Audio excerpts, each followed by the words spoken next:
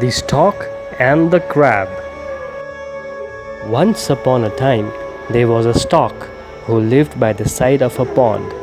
He used to catch the fish from the pond and always had enough to eat. Time passed. The stork, who always had a full, could not arrange for his food because of his growing age. He was becoming old and weak.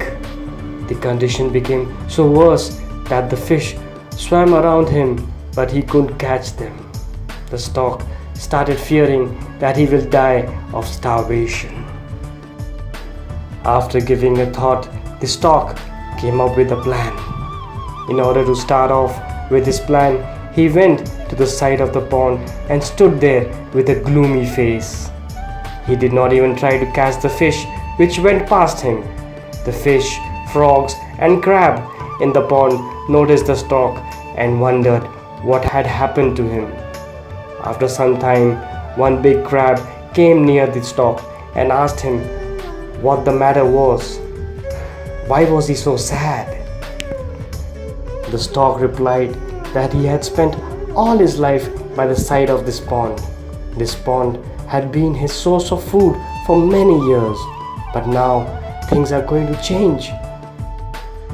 He had heard news that soon this pond is going to be filled with earth and every creature in the pond is going to die, and hence he would be left without food.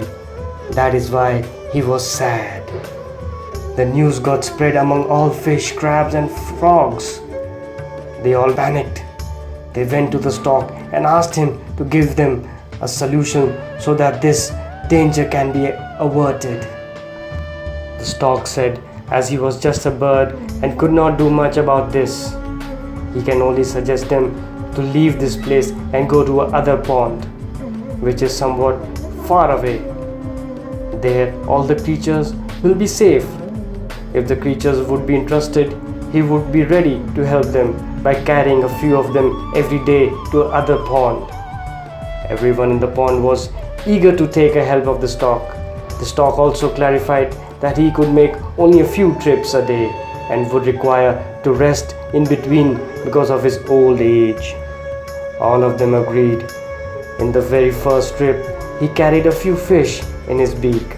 Instead of taking them to another pond, he took them to nearby rocks and ate them.